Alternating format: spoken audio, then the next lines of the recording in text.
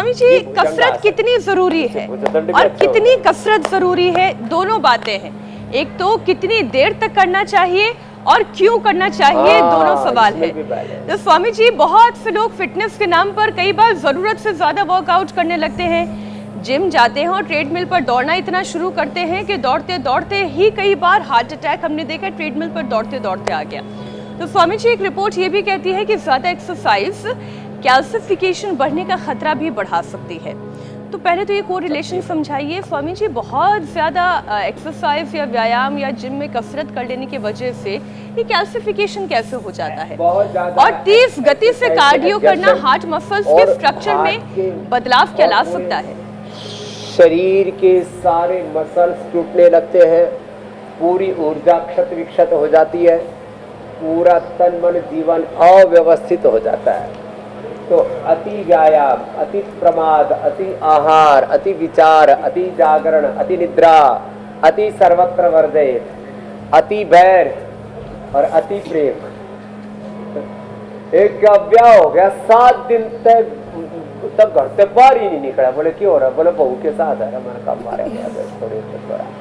अरे भाई घर से बाहर निकल जा भाई, शादी यही रहेगी, पत्नी भी यही रहेगी, पति भी यही रहेगा।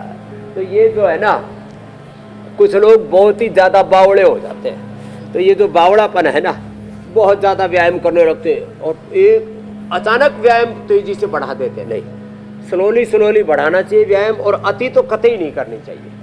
ज़्यादा लेकिन स्वामी जी, कैसे पता चलेगा? बहुत नुकसान हो जाता है। आपके इतने सारे शिष्य हैं, हजार सूर्य नमस्कार कर जाते हैं, एकदम फिट हैं, एकदम बलशाली हैं, और कई लोग ऐसे हैं कि 5 किलोमीटर तो बहुत ज्यादा, 1 किलोमीटर भी दौड़ ले तो हाफ उसके लिए समय लगता है जी।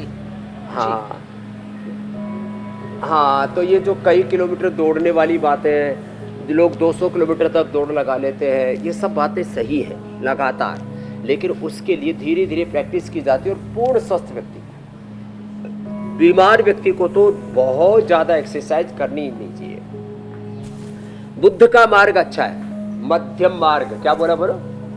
मध्यम मार्ग अच्छा है इसमें, है ना? मध्यम मार्ग ये बढ़िया है। तो बातों बातों में हमने ये भी बता दिया कि भाई ये स्थित कोणासन, चक्रासन और लेट करके देखो, ये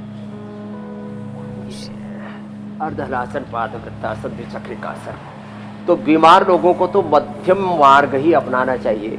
जो बच्चे हैं, जवान हैं, ऊर्जावान है, उनको फिर वो 100, 200, 500 दंड बैठक, 5000 तक दंड बैठक, वो फिर जो है वो एक्सेप्शन है, वो अपवाद है।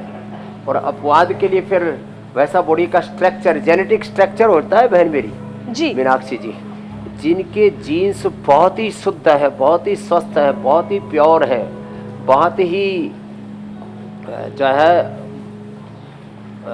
यूनिक है, जिनके अप्रतिम है, वो फिर जो है ये सब कर सकते हैं। तो ये जेनेटिक स्ट्रक्चर, अब किसी किसी के जेनेटिक स्ट्रक्चर ही ऐसे होते हैं, लाखों घात प्रत्याघात तन पर, मन पर, जीवन पर वो सह लेते हैं और फिर भी उनका कुछ नहीं बिगड़ता। और कुछ ऐसे छुई मुई से इतने संवेदनशील है, जरा सी हवा का झोंका लगा और उसमें झूलने लगते सर्दी जुकाम बुखार, बीमार पड़ गए।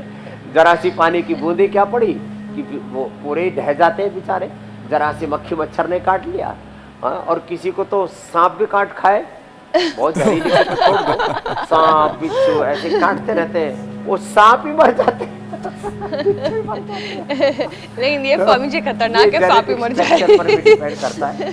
तो इसलिए स्वामी जी, जो आपने बात कही, जहरीले सांपों को छोड़ करके बहुत लोग जो भी, ये मैं सच्ची बता रहा हूँ, जो लंबे समय तक चीनी और मीठा भी नहीं खाते, उनके शरीर में ऐसा हो जाता है। जी मेरी बहन।